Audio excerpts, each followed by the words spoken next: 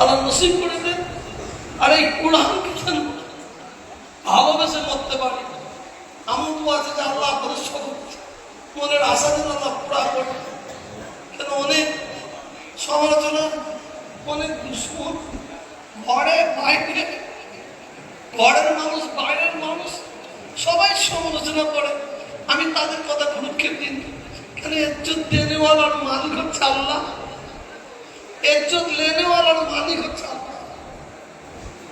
এমন মানুষ সমালোচনা করতে করতে আমার ঘরের মানুষ, আমার ঘরের মানুষ সে আমার দিকে আঙুল তুলে বলেছে কালো কুত্তা, আমাকে বলছে কালো কুত্তা।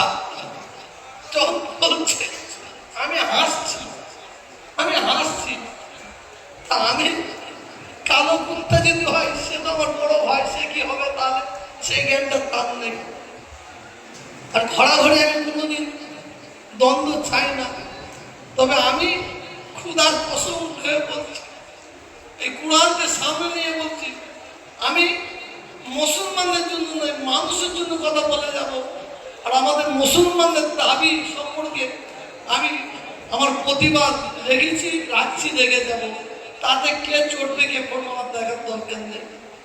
একজন আমাকে বলছে হুজুর আপনার ভাইপোকে এই করে দিয়েছে, আমি সে করেছে তার ব্যাপার, তুমি আমাকে কেন বুঝা মারতে এসেছো বাবু?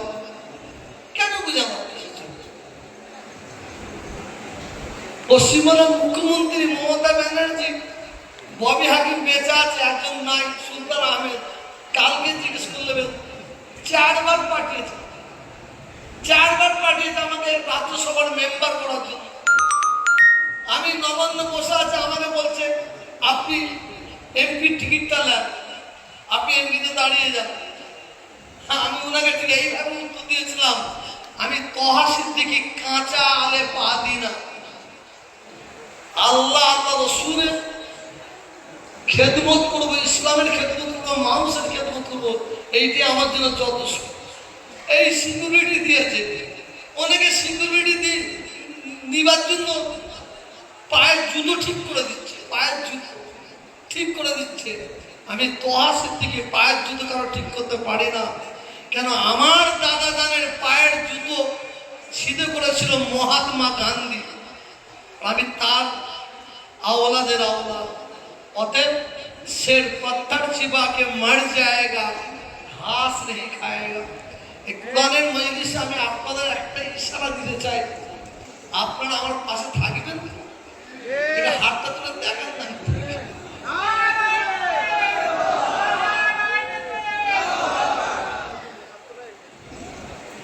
আমার আব্বাজান চলে গেছে, বাপ দুনিয়া থেকে বিদায় নেওয়ার পরে আমি যাকে গার্জেন মনে করি, আমার মুরব্বী মনে করি, ঠিক তিনি বসে আছেন। আমার বড় ভাই শুনো, হযরত পীর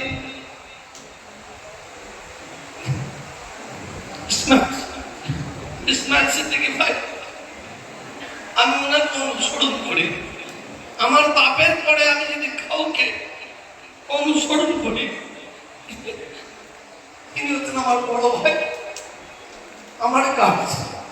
আপনি সকল মিলে আমার জন্য দোয়া চাইবেন, আল্লাহ যেন হায়াত দারাজ করে।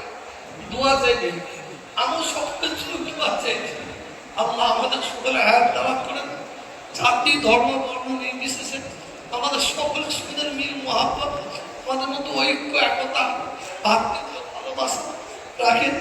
আমার এখানে অনেক ভাই সকলের নাম লিখছে, সবাই জন্য দোয়া চাচ্ছে, আল্লাহ যেন কবুল করে নেন।